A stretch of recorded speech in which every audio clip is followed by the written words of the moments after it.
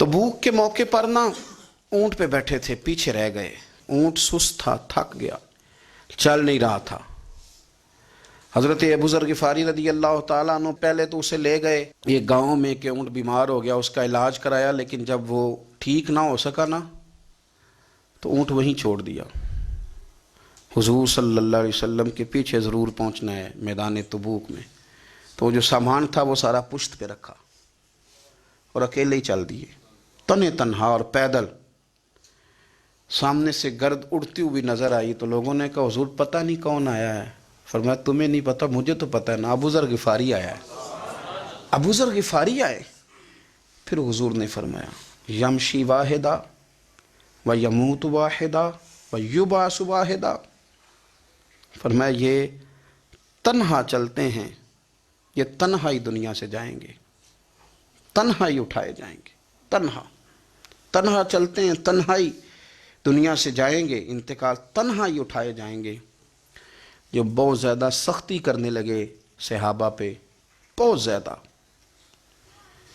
तो हज़रत उस्मान गनी रदी अल्लाह ताला अन्हु ने फरमाया कि आप अपने मिजाज के लिहाज से तो दुरुस्त हैं, पर जो चीज़ आप तारी करना चाहते हैं, जब शरीयत गुंजाइश देती है तो आप क्यों इतनी सख्ती फरमाते हैं।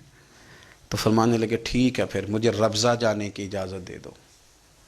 रब्ज़ा एक बस्ती थी, जंगल था, वहाँ कोई आता जाता नहीं था। असी किसे दे कुछ नहीं चला गए तो ना कुछ साडा दर्दी।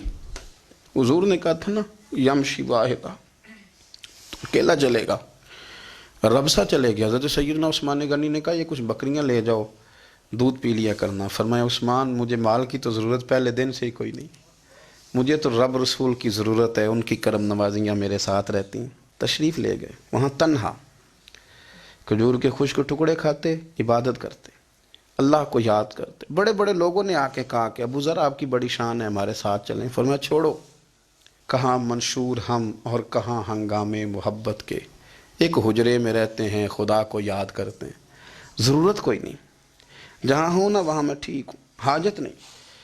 विसाल का वक्त आ गया, दुनिया से जाने का टाइम आ गया, अकेले हैं, बीवी है और बेटी है, जंगल का इलाका है, हज हो गया, रास्ते बंद हो गए, बीमार हो गए।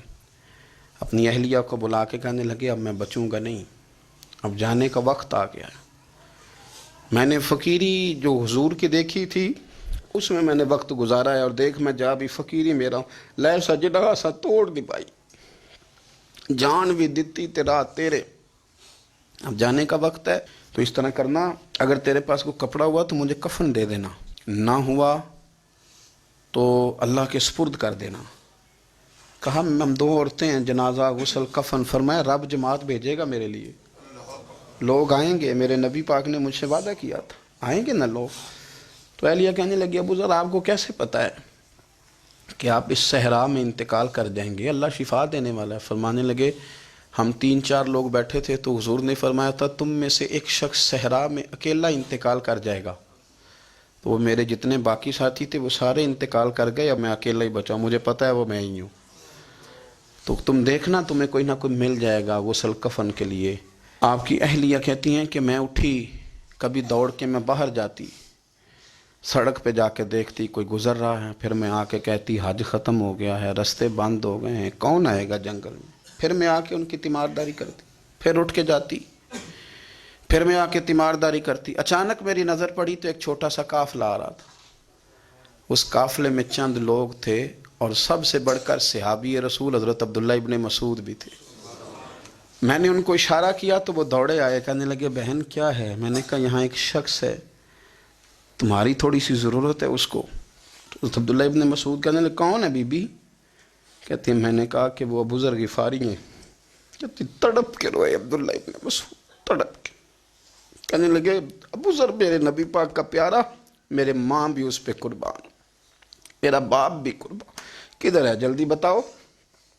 कहती मैं ले आई, 4-5 लोग थे वो।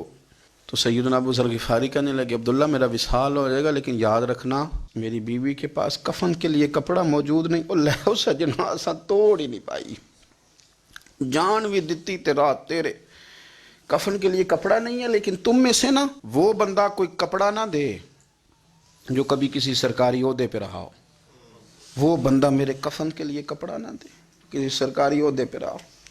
ایک انصاری جوان کہنے لگا ابو ذر میں کبھی کسی عہدے پہ نہیں رہا، اگر آپ میری چادر قبول کر لیں کفن کے لیے تو میں ٹھیک ہے، میں نے نا حضور کے طریقے پر زندگی گزاری ہے، چپ کر کے میرا جنازہ پڑھ دینا اور مجھے کہیں اور نہ لے کے جانا، اسی کسی دے کچھ نہیں جے لگتے تو نہ کوئی ساڈا دردی، یہیں کسی صحرا میں جنگل میں یہیں کوئی قبر کھود کے مجھے دفن کر دینا، مجھے جانے نہیں ہے کسی جگہ۔ حضرت عبداللہ ابن مسعود رضی اللہ تعالیٰ عنہ نے جنازہ پڑھایا، اور اس درویش کو جو 5ویں یا 4تھے مسلمان ہیں ان کو وہاں دفن کیا۔